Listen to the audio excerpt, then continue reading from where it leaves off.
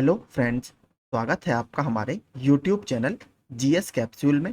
I hope आप सभी लोग अच्छे होंगे और आपकी तैयारी अच्छी चल रही होगी। फ्रेंड्स, आप सभी को पता है हम अपने इस चैनल के माध्यम से रेगुलर स्टडी मटेरियल आपको प्रोवाइड करा रहे हैं। तो उसी संबंध में डेली मॉर्निंग में मैं करंट अफेयर्स का थ्योरी का प्रैक्टिस सेशन आपके लिए लाता हूँ, जिसमें हम वन लाइनर की फॉर्म में करंट अफेयर्स देखते हैं और वीकली हम शाम को इवनिंग में इसके एमसीक्यू करते हैं। तो मैंने 11-12 जुलाई का सुबह आपका वीडियो बना दिया था। इसका अब हम 25 एमसीक्यू देखेंगे जो लगातार चर्चाओं में थे। तो इसका सुबह का वाला पीडीएफ मैंने अपने टेलीग्राम ग्रुप में डाल दिया है करंट अफेयर्स का, आप वहां पर जाकर वो डाउनलोड कर सकते हैं।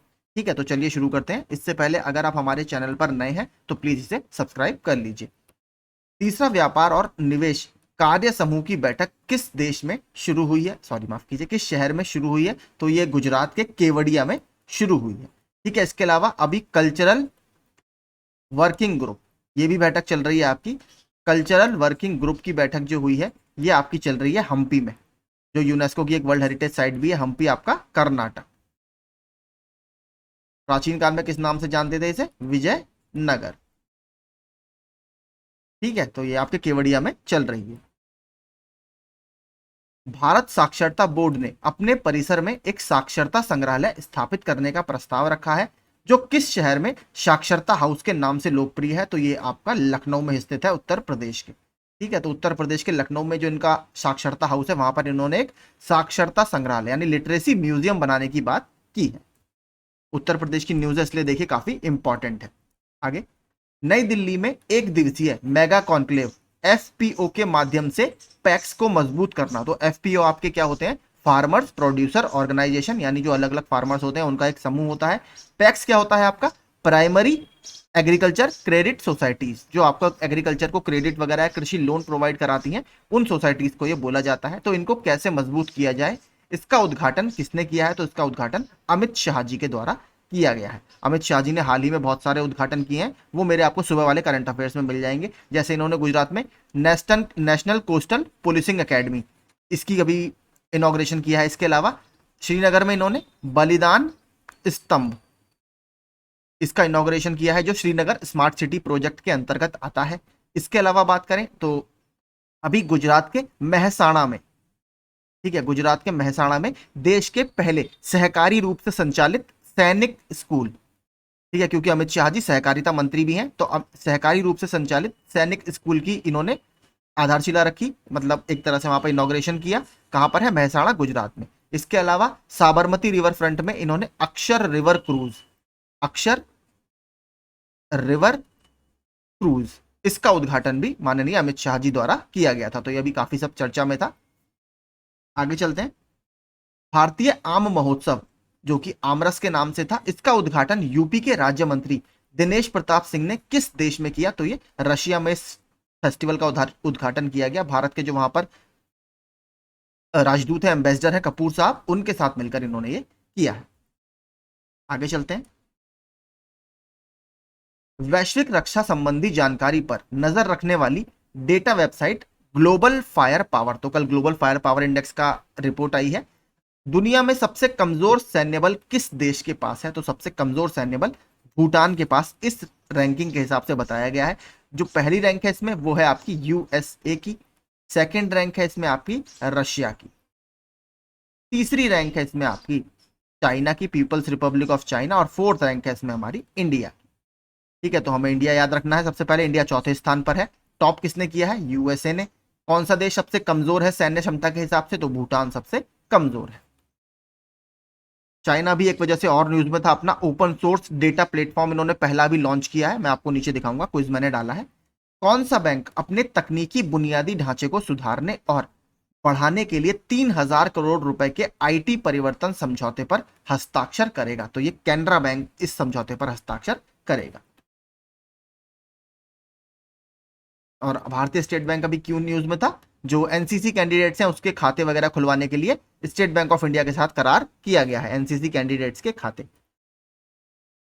आगे, SBI cards and payment services यानी एसबीआई कार्ड के नए एमडी और सीईओ के रूप में किसे नियुक्त किया गया है? तो इसमें अभिजीत चक्रवर्ती जी को इस पद पर नियुक्ति मिली है, अभिजीत चक्रवर्ती।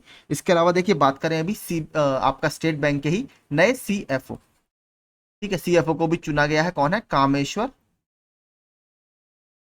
कोंडवती, इनको भी इस पद पर चुना गया क्योंकि चरणजीत सिंह जी ने इससे इस्तीफा दे दिया था। आगे चलते हैं। और मिस यूनिवर्स नीदरलैंड जीतने वाली पहली ट्रांसजेंडर महिला कौन बनी है? बहुत इंपॉर्टेंट देखिए प्रश्न है। तो मिस यूनिवर्स नीदरलैंड जीतने वाली पहली ट्रांसजेंडर महिला बनी है रिक्की कोल।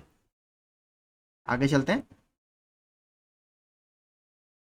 प्रतिष्ठित लोकमान्य तिलक पुरस्कार 2023 से किसे सम्मानित किया जाएगा? तो माननीय प्रधानमंत्री नरेंद्र मोदी जी को लोकमान्य तिलक पुरस्कार 2023 से सम्मानित किया जाएगा और ये आपका लोकमान्य तिलक एक ट्रस्ट है, उसके द्वारा ये दिया जाता है।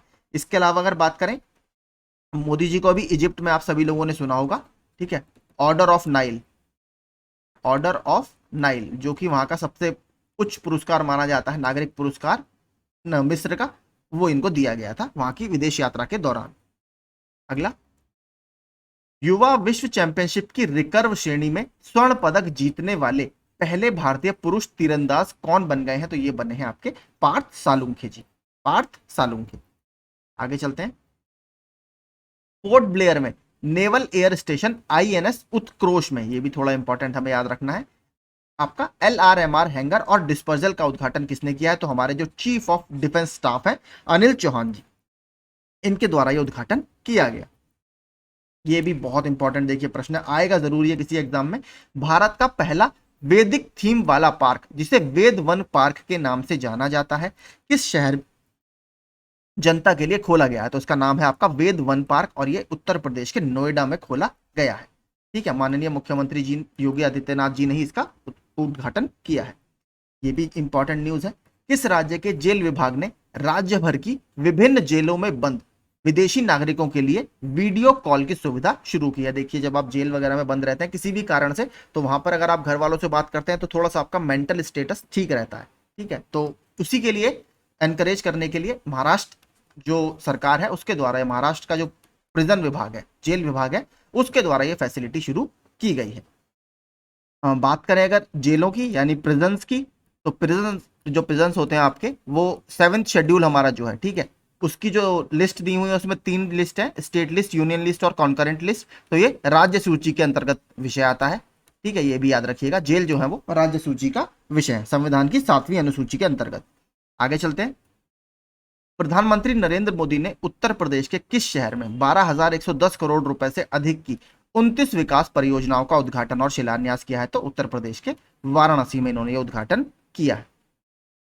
किस राज्य सरकार ने राज्य के सभी 115 शहरी स्थानीय निकायों में लगभग 2000 बड़े जल निकायों को पुनर्जीवित करने के लिए अमा पोखरी योजना शुरू की है? तो किसने की है? उड़ीसा राज्य द्वारा ये शुरू की गई है। उड़ीसा राज्य ने अभी एक और योजना चलाई थी, मो जंगल जामी योजना। ठीक है, मो जंगल जामी योजना, ये भी आपकी उड़ीसा सरकार द्वारा 1 से 2 दिन पहले ये चर्चा में थी। आगे चलते हैं। और इसके अलावा एक और इंपॉर्टेंट न्यूज थी, लिंगराज जो टेम्पल है यहाँ पर, ठीक है, उड़ीसा में एक लिंगराज टेम्पल है। ठीक है, इसके पुनरुद्धार के लिए, इसके यानी एक तरह से रेनोवेशन के लिए एक और स्कीम सरकार ने चलाई है, वो भी, उसका भी नाम मैं आपको बता देता हूं, एकाम्र क्षेत्र प्लान। ठीक है, आपका एकाम्र क्षेत्र, इस नाम से एक स्कीम उड़ीसा सरकार ने इसमें चलाई है, एकाम्र क्षेत्र। ये भी याद रखिएगा किसके लिए है? लिंगराज टेम्पल के रीडेवलपमेंट के लिए है, जो कि उड़ीसा में स्थित है। अगला, भारत और किस देश ने हाल ही में स्थानीय मुद्राओं में व्यापार समझौता शुरू किया? देखिए, स्थानीय मुद्राएं 2 न्यूज चर्चा में थी, एक था भारतीय रुपये में व्यापार, एक था स्थानीय मुद्राओं में व्यापार। दोनों याद रखिएगा, दोनों के आंसर अलग अलग है।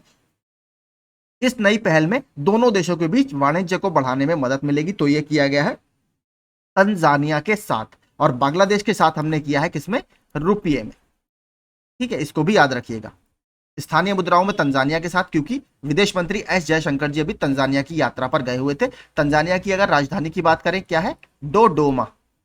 डोडोमा यहाँ की आपकी राजधानी है। इसके अलावा बात करें यहाँ की करेंसी की, तो क्या है आपका माफ कीजिए, तंजानियन शिलिंग। आगे चलते हैं। विदेश मंत्री एस जयशंकर ने गुजरात से राज्यसभा चुनाव के लिए अपना नामांकन पत्र दाखिल किया है। गुजरात राज्य में वर्तमान में राज्यसभा की कितनी सीटें हैं? तो 11 सीट्स आपकी यहाँ पर राज्यसभा की हैं। बात करें यहाँ पर विधानसभा की सीटें कितनी हैं? विधानसभा, तो विधानसभा की टोटल यहां पर 182 सीट्स हैं। ठीक है, बात करें आपकी लोकसभा की, तो लोकसभा की इस राज्य में 26 सीट्स हैं। आगे चलते हैं।